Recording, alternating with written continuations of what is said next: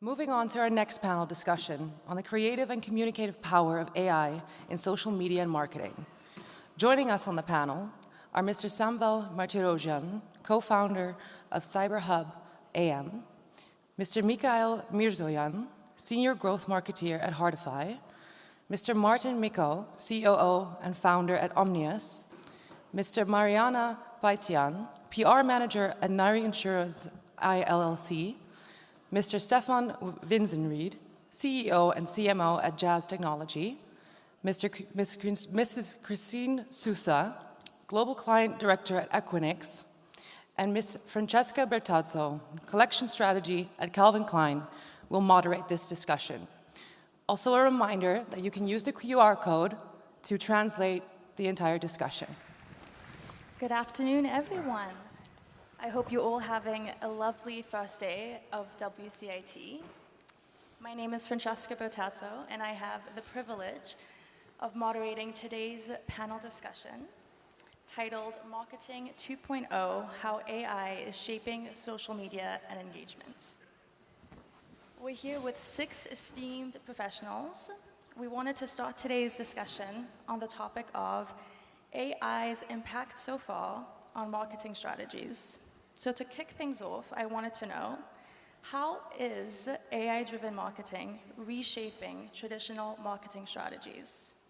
And what are the key technologies used, including natural language, processing, and machine learning contributing to this transformation?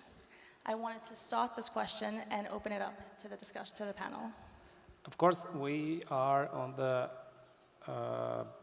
beginning stage of implementation of AI, and I can say that everyone is more experimenting and thinking how to involve this or that model, etc.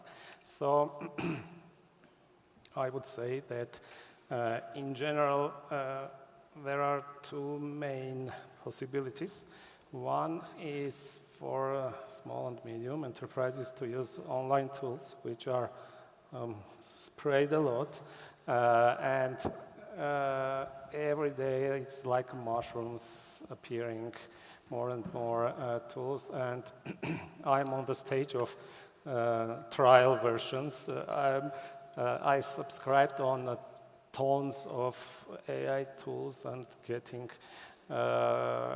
megatons of emails asking me to continue trial, etc. But the other side, which is more, I see future on this direction, is what are done, for example, by Meta, is they are creating open source models. And I believe that for bigger companies, the future is more these kind of models which will be implemented, installed locally. Because we are in enthusiastic level of implementing of AI, but the year 2 after, everyone will start, some are started already, to think about privacy, because people uploading enormous amount of internal, personal, classified data to work with AI. In some companies, it is prohibited to upload internal documents, but people just copy-pasting to the AI windows. So I think we will have more even on the regulation level, pushing people to the local usage.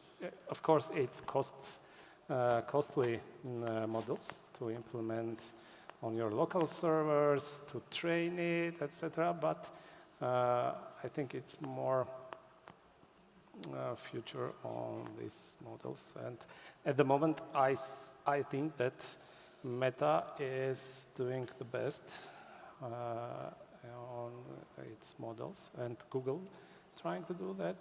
So that's what we are trying to think more on this direction. I think also if it's okay to piggyback a little bit on what Meta is doing from a marketing and social media construct. I'm sure everyone in this room has a Facebook page. And what Meta is doing is leveraging, in fact, all social media, whether that's Instagram, LinkedIn, Meta, is leveraging the platform of users that they've been developing and cultivating for decades now. And, you know, in social media, the point is to capture your attention for as long as possible. And therefore, from a personal level, an individual level, not so much an enterprise level, and that's a whole different conversation that we can have, but it makes everyone in this room, every user of Facebook, a marketer, because you're marketing whatever it is that's important to you.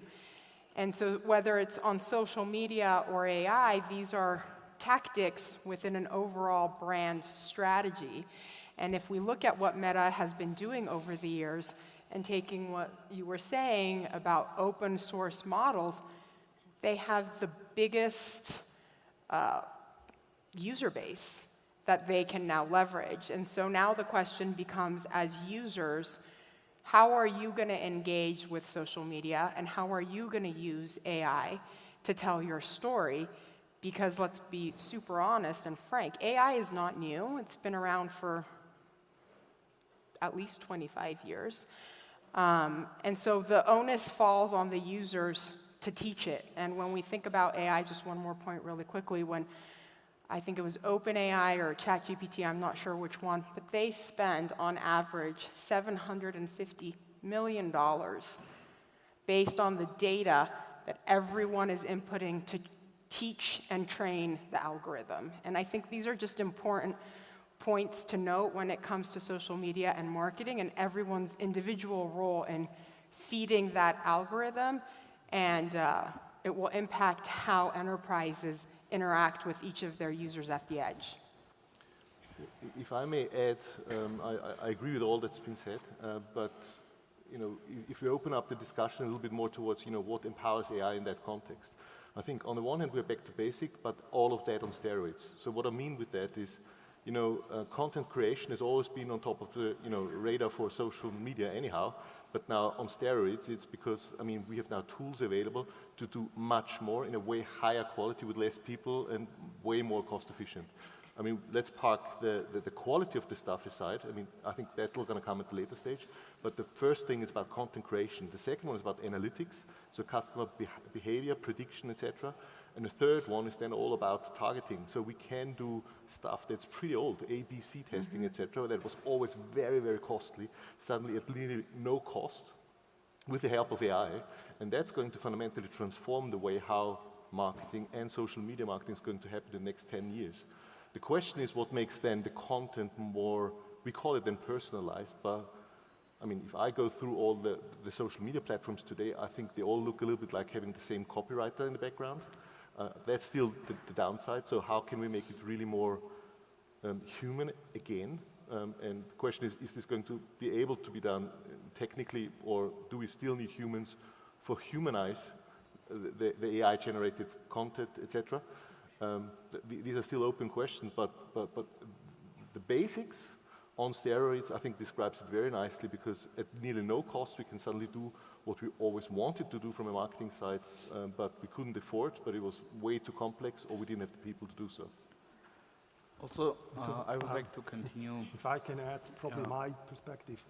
I spent 25 years in global marketing and then last 15 years in AI. I have slightly a different opinion, that we are currently in the stage that what we used to say, why the dog licks his belly, because he can. So we try a lot of things just because we have the technology, but not with great ideas. So recently a big fashion campaign was launched with artificial models, and of course they got a lot of press because they were the first one to try that, but it is not sustainable in a way that everybody will now switch to AI or AI-generated campaigns. I think we are at a very early stage, and AI will never replace the creativity that you need in order to make strategic and sustainable marketing. Also, continuing to the main point, answering the question about traditional strategies, I can say that as a daily marketer, the strategies are more or less the same. The approach has been changed, including content creation and email marketing, everything. And right now, I think it's still coming. From 5 to 10 years, we will see a lot changing in the strategies in marketing, because whatever right now we have is like just top of the iceberg, and the rest is still coming, and we don't know the boundaries of AI. And I think in near future we will start changing a lot, and marketing and the strategies, everything will be changed according to the market dictators, such as big guys in the market, Meta, Google, Nvidia also as a technology side. So basically, I can say that answering to main question, traditional strategies are still there, and we still have to wait for huge changes. Thank you all for all those points. I found it very insightful. It actually ties in quite nicely to our next question, which is about content generation and personalization.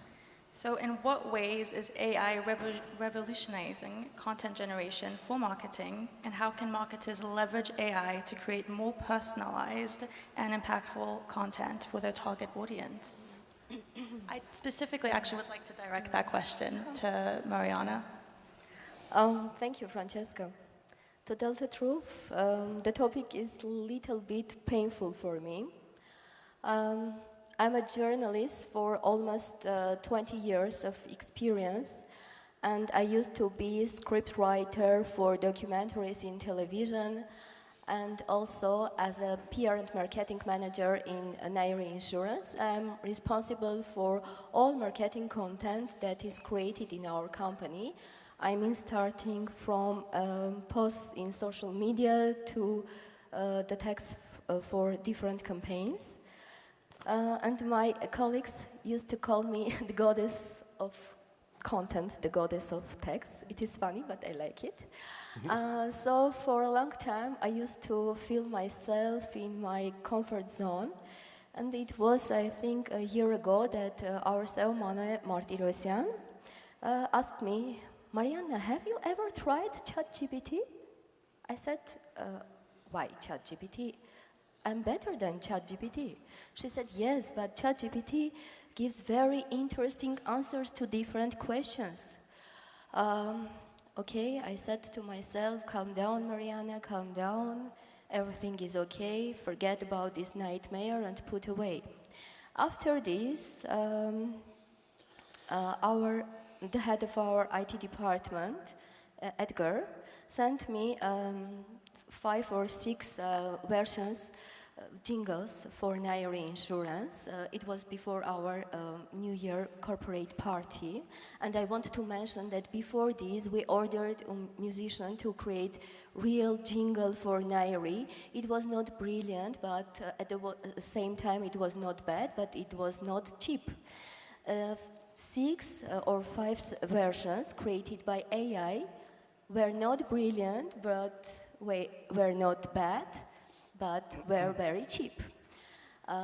It was my second hit and shock, and the third shock was when I was working on our marketing strategy for 3 years.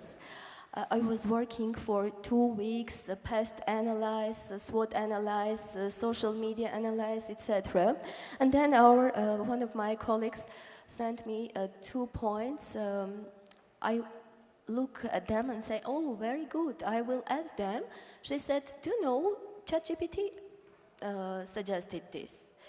I thought I need to sit down and download the app.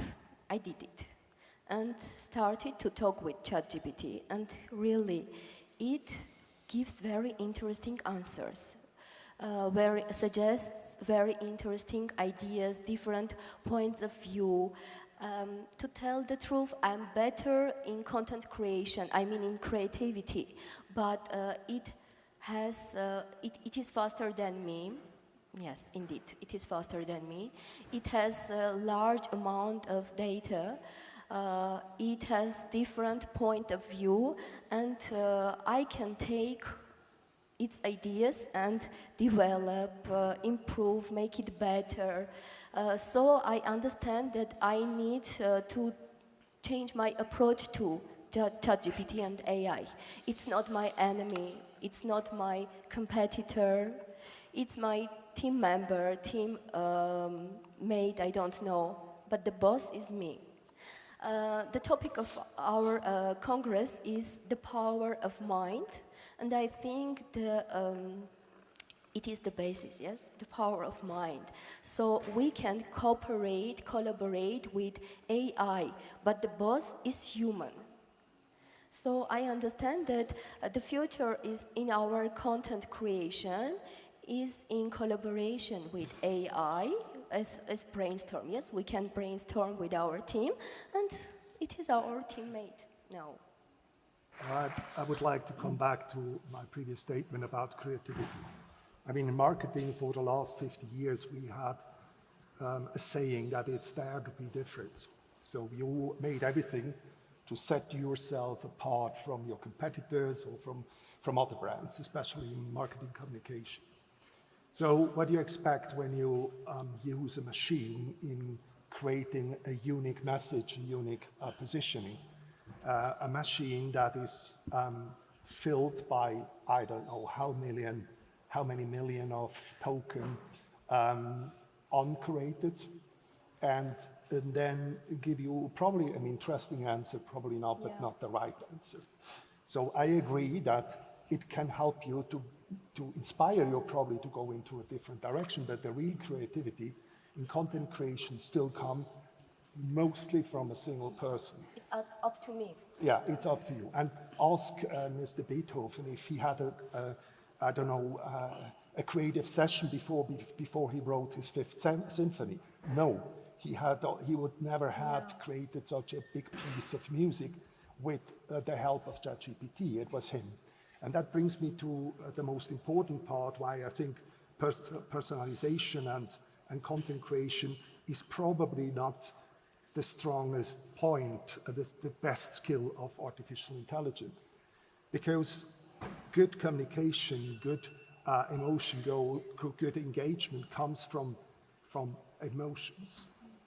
We love brands. We want to, we buy products. We buy a better version of ourselves. So there is a lot of emotions in that. We write the best poems when we are in love, or when we hate, or when we are greedy, or whatever. So all good marketing campaigns trigger some emotions. And usually if an artificial machine creates this type of content, they will probably go via highly complex pattern recognition through 10,000 of potential documents to find the best possible answer, but it will never come up with an emotional, engaging, unique answer. And that's the big difference. I mean, just do it. Just think different. They are things, they were not built on machine learning of hundreds, thousands, and millions of other documents. And then Steve Jobs said, okay, that's our claim. Think different. And he changed the market globally, which is this punchline. So I think, especially in content creation and in the positioning of companies, we have to be very careful that we do not lose that human touch, that real creativity. And even if you have a mediocre person, with the help of ChatGPT, he will not get the goddess of content creation. If you are already good, you can make yourself even better.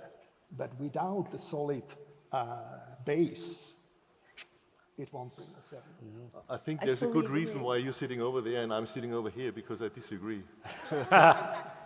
Now, I need to provoke a little bit, but I mean, as a human, I'm totally with you. But all of your examples that you've brought up are from consumer business. Now, I mean, I've spent all my life in B2B enterprise IT environment. Same. And Yeah, but if I look at the hard-selling lead generation, demand generation campaigns, it's not about emotion, it's about facts and figures. No, it's not. Well, then we disagree on that. I think, though, when we think about marketing, this topic is a multi-volume book, because there is B2B marketing, and then even when we think of B2B, it's segmented from small business to large enterprise to hyperscaler to global brands, and then you have B2C. But your question was around how we personalize it. So when we personalize something, you personalize it for the enterprise, because the way Apple buys is fundamentally different than, let's say, how Nike buys, or how Facebook buys, or how American Express or McDonald's buys. If we take an example, can I give one example? Let's look at Sephora as an example of how they redefined their entire digital architecture from an infrastructure perspective in 2018 and 2019, right before COVID. When they took on a distributed architecture for their foundation, for their infrastructure distribution, and then COVID happened, Sephora skyrocketed. They changed their entire marketing strategy. They changed how everyone engaged with their brand. Didn't so much matter that the stores were closed because of COVID. They had integrated everything to personalize their inventory tracking, shipping. They knew what everyone liked, what colors. Maybe you like to contour your face, and then there was the big eyelash boom.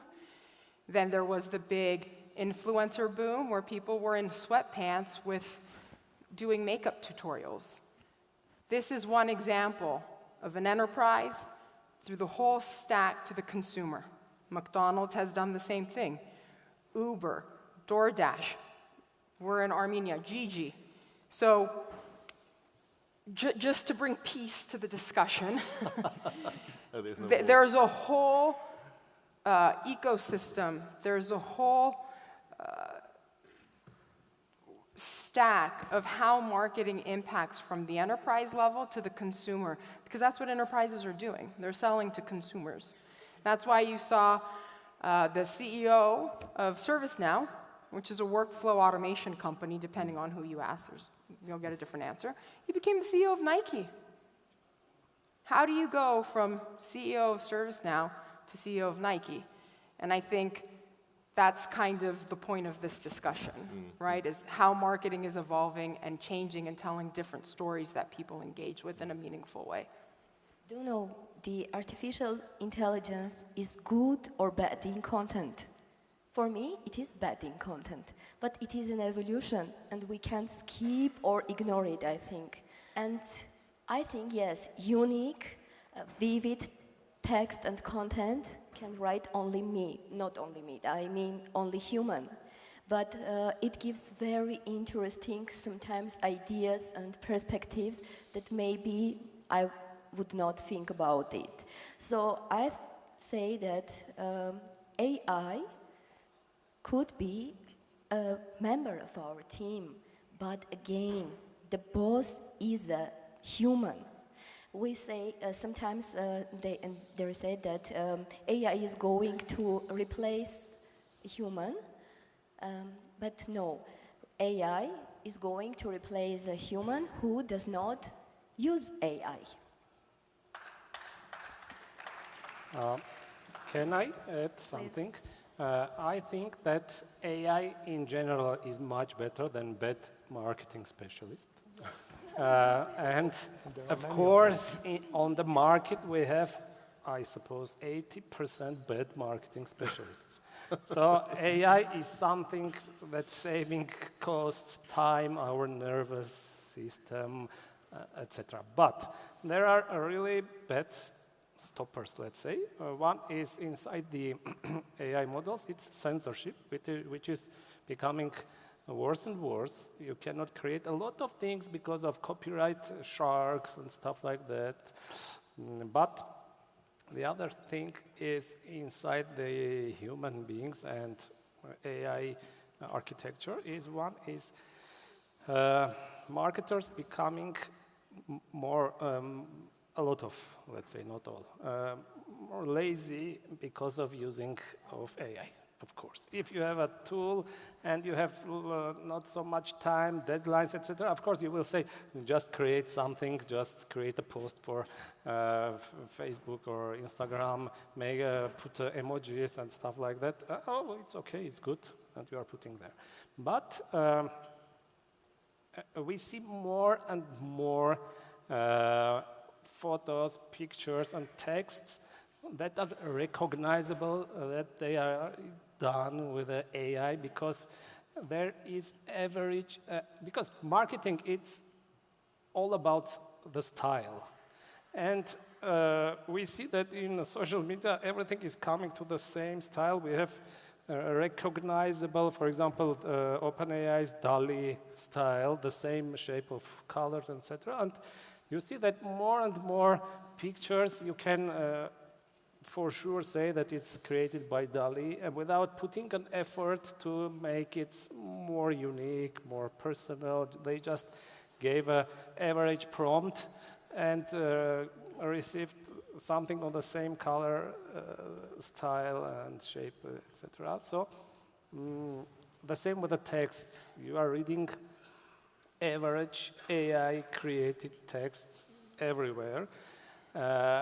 And it's only a beginning. I'm really afraid that after 5 years, we will get almost everywhere the same style of everything. In B2B business, it's good because you are creating just sterilized, without emotions, just pure thoughts, diagrams, etc. That is really good.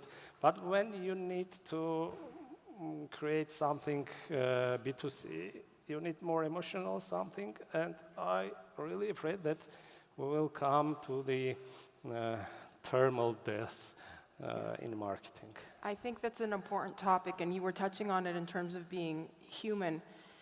We are human beings, and we make decisions based on our values. That's how we behave. And, you know, this is a group of professionals who have at least, 10, 15, 20 years experience in their vocation. But we have to think about who we're marketing to, how old they are, and what the impact is. There has to continue to be a human touch, a human experience, and a human voice. And my biggest fear that I see in the younger generation is that we've moved away from valuing the relationships and the meaning to being much more transactional. We're being transactional in the way we're making friends, in the way we're obsessed with who liked our Instagram. I have teenagers, they're so enamored by who liked their posts and what they said and what it looked like. And there are so many dating apps where you swipe left and you swipe right and you swipe up and you know all this stuff about people. That to me is terrifying, because if you're going to go into marketing or sales or anything that is client-facing, you have to have that integrity and not be so transactional. That's how you get a customer for life. I think you were making the point of people keep going back, right? Athletes buy Nike or Jordan and what Jordan did for the Nike shoe because you feel an attachment to number 23. So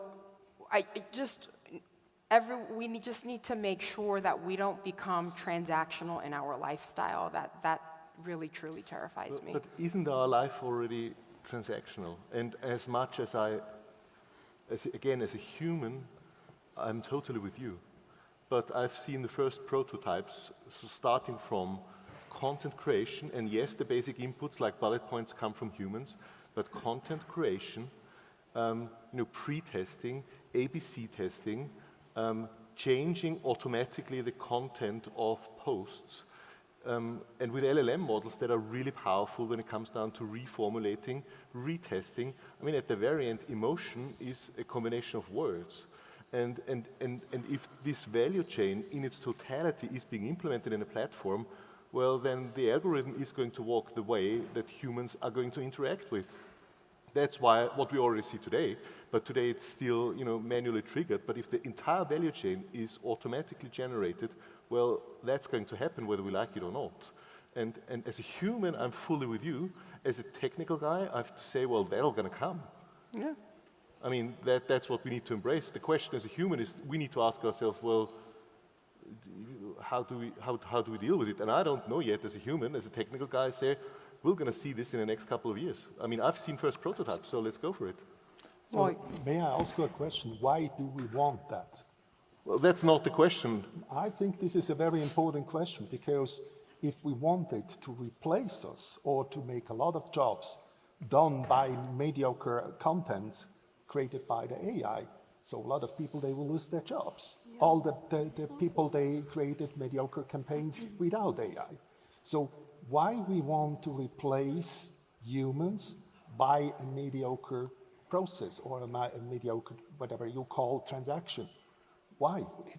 It's saving costs just because of that. It's just because of the profit. But nobody knows. I mean, Yeah. just do it. I mean, you as a consumer, you don't know whether it was human generated. Well, obviously it still was because it's a couple of years old. But whether it's human generated or generated by an AI, and if you as a consumer don't know it, but the same emotions are being triggered, well, then the question whether we like it or not is not of relevance anymore. And again, I don't say that is this the society I like? No.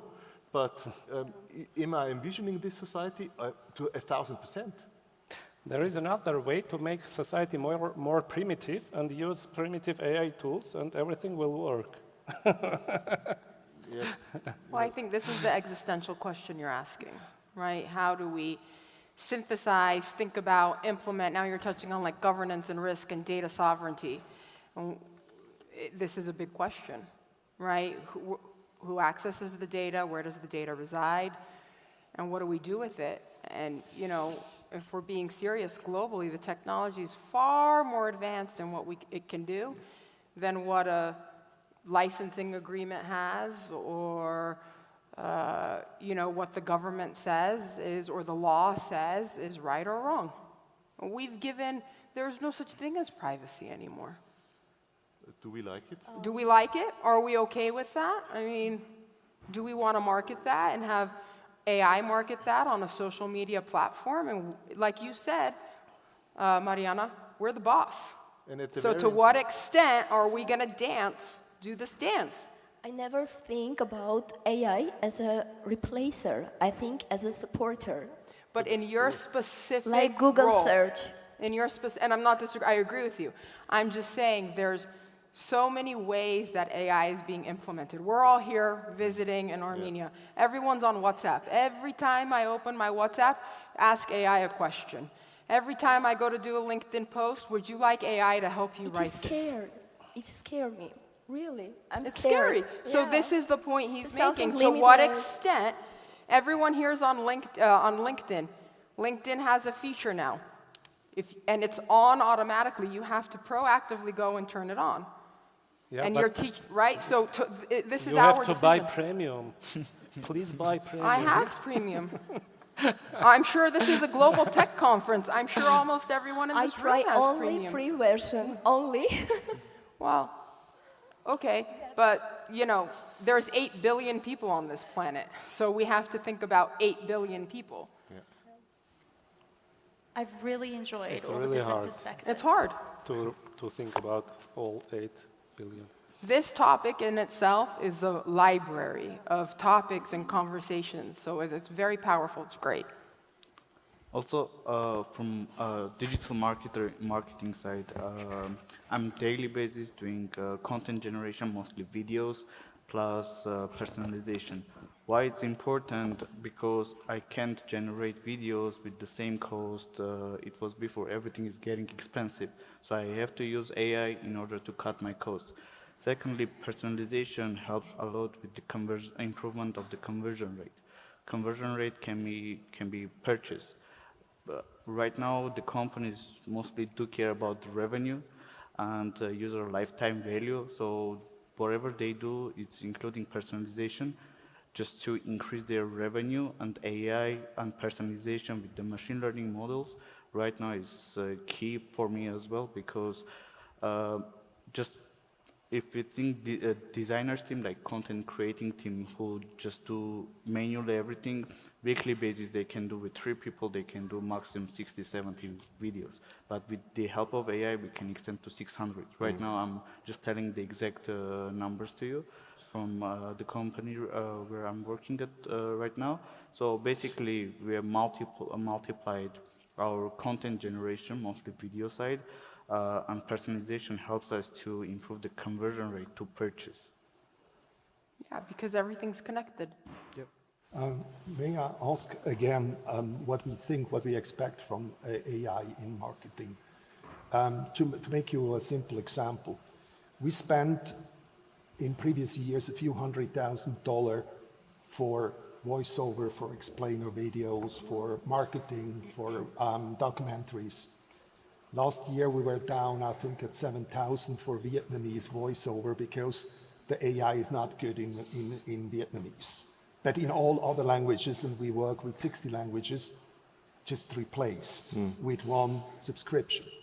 So, It's not good in Armenian too. in Armenian, I have not tried, sorry for that, but it's a simple example. When we always read these nice surveys from McKinsey and so that AI will create more jobs than it will probably eliminate, I can tell you this is totally wrong. You in this audience, you all hope that you will be not the one replaced soon. I do the same, but I'm 60, so I'm shortly before retirement. So I'm probably in a better position. But this will happen. You see the same thing with translation. Yep. Translation was one, a quality content creation. Now, I outsource it to a foreign country, pay them probably €5 per hour, and I got more or less the same result. Then I run it through DeepL, and I got a pretty acceptable result. Of course, a person with a mother tongue in this language, she will say, no, I would write it differently, and it's not really good. That's always the case. That was already the case 30 years ago when human translator made it. I say, you can't do that this way. So we will see step by step replacing people. The only one who will survive are the creative people. Yes. People, they can be disruptive. Disruptive not based as a consequence of machine learning or data, but they can think completely different. They can be different in whatever they create, in campaigning, in marketing strategy, and whatever with the outcome. That will be the consequences. Yeah, of but AI. the problem is that these creative people should they should have a career to come in a company on the level of being a creative AI operator and something like that. But if we are going into the implementation of AI everywhere, we are cutting the possibility of juniors become a senior because we don't need juniors. So how we will deal with it after 5 or 10 years, it's really changing also HR and stuff like that. With our gray hairs, we can say that we don't need juniors. I'm totally... You are in a good position, me too, but... Of the best campaigns, I think some of the best campaigns came from the intern that I ever made. It was not the senior creative director who has always the great creative ideas. Sometimes it comes even from the team secretary. And then the execution to make that a great campaign, that's something else. There you need experience, you need skills. But to be creative, to have a different approach to solve a problem is not something which I think is a senior position. It can be. And I think we need to give this discussion now a positive spin because we had now the lowest point, and I'm not totally again with you. What I believe simply is technology, and it's not, ChatGPT is just one of the AI technologies. There's loads others that outperform ChatGPT by far, by the way. I mean, I'm working in the insurance industry, and the point is, technology will manage the standard, the routine, and it empowers my clients to become more human again. Why is that the case? Because, I mean, there are thunderstorms everywhere, but insurance companies don't have thousands of people sitting at the workbench just waiting that there's a thunderstorm and being able to manage claims. That's not happening today, has never happened and will not happen in the future. But with the help of technology, I mean, these standard claims can be managed, even if there's suddenly, instead of 1,000, 100,000 claims coming in. But at the same time, the insurance companies are empowered to use the people, the humans, where a human can make a difference, where somebody needs a human conversation when he's physically standing in the water in his cellar. That's going to make a difference. Now, there's a challenge when it comes down to speed, because Moore's law is by far outperformed at the moment, so the technical development is way faster than we've ever seen it in the past, and we need to balance that out in the one way or the other. But having the ability to speak with my insurance company via chatbot, and the guy knows everything about me and is able to help me more precise, faster, makes me feel better than a human could ever do, because of, a human has limited capabilities. I think we will be able to manage our society in a more human way with the help of AI, but it takes responsibility from all of us, and many managers are not in a position to lead the company in that way to make these decisions. And my clients are very often overwhelmed by when we ask them and say, well, where do you want to use humans? And they don't know, because that is a very uncommon question that they've been asked. Maybe a way to think about this is how we're making decisions and why. Almost everyone on this panel talked about profit. It's too expensive. It's too expensive, it's too expensive. We need profit, we need conversions, we need whatever. How do we want to think about how we want to be sold to? We already know how the global world is making decisions with power and profits and people, and where that stack ranks. Maybe in technology we have an opportunity to say, we're going to prioritize the people and the humans. We don't always need to make the highest profit, but we want to make sure that we're using these technologies in a way to further elevate your relationship with the various technologies that are being implemented and changing our lives. I mean, everyone thought NFTs were going to be the next thing. I mean, people were buying the Eiffel Tower in the, I don't know, over here universe.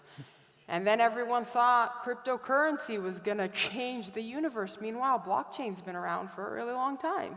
So maybe we have to rethink how we're making these decisions from a value perspective. What's number one, profit and revenue? Or is it we're putting the customer, whoever the customer is, the enterprise, the individual, in the center? Because it doesn't matter, everyone here on this panel, you're still being sold to. You're still a person. You're a technologist, but you're still going to go and buy a bottle of water or a sandwich, and someone you love gets hurt, you're still going to worry. Yeah, but every business on WCIT or other panels will say that customer in the center, but internally everyone knows that profit in the center. But so that's the question. This is the fundamental question, and I'll tell you as someone who's been in sales for decades, if the people who hold a quota and who make decisions based on the transaction are not the most successful. And the companies that make decisions exclusively based on profits go from stud to dud really quickly. They don't scale. They're not built to last. At the end of the day, how you market, how you make decisions, how you behave, it comes from your core values and your core cultures. And the second we start to, it's very fun to talk about the enthusiasm of technology and all the amazing things that it can do. But then what's next? And how are we going to actually use it? And how are we going to actually play with it? That's what we have to decide as professionals and people. So you are referring to companies like Microsoft, Apple, fashion brands, all them, all of they it, just the entire do social business, or they just maximize the profit until they can? That's a for fact. me, I'm a people first person. This is just the way I behave. I have never heard that they even make the smallest compromise to reduce their profit to help their customer to have a better life or to pay less. And they can't, because shareholders will swallow them. They can't. But they don't want also. On that note, we are here at WCIT talking about AI and the future of AI within the bounds of ethics. So it's something that we briefly talked about, whether we agree with marketing rules going to AI, whether we disagree with it. But I do want to ask you, what about the ethical implications behind AI taking creative roles within the marketing space? I mean, earlier this year we saw within the entertainment industry unions being made fighting to keep AI out of the out of the writing room and other creative roles. So what are such implications in marketing? Stefan, I almost want to ask you the question directly because you briefly touched upon it. I mean, who owns the IP? I think we are not sure about today who owns the IP or an outcome of certain things. And secondly, my experience over the last 40 years in this market is, if something is possible to make money, it will be done. Point.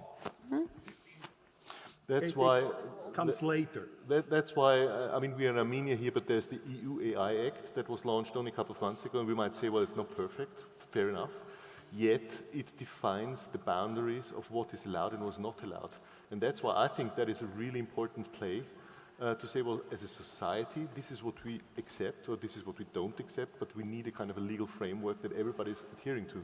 I mean, as a matter of fact, today it's not the case, but that's a vision that is fully in line with what you said. Mm-hmm. Maybe the EU Act is an example. Yeah. I'm working with labor markets and people, so I know that I'm very affected by this new EU Act in place since 1st of August. But I can tell you from the 100 big enterprises in Europe that I work with them, they don't care. They simply do not care. If you tell them what they have to change in their processes, they don't care. They say, let somebody else make the first step. When you see that the governor of California yesterday voted against the new legislation in California against AI, they don't want to change. They don't want to remove the power from them. And I think ethics is something which comes from your values. You don't need a regulation, an official law. But maybe I'm wrong, but I would be really surprised if this time with AI it will take a different path than with all other technologies in the past. On that note, what will happen? Just companies will go to another places with a better legislation, and China will have more profit on AI, and after 5 years in EU, they will say, let's do something with China, like what's happening now yesterday with the electric cars. On that note, I really enjoyed this discussion. I wish we could stay here for 20 more minutes. Unfortunately, we are already over time. So I do want to take the time and say thank you so much. Thank you for making the trip. Thank you for coming. Thank you to the audience. Thank you.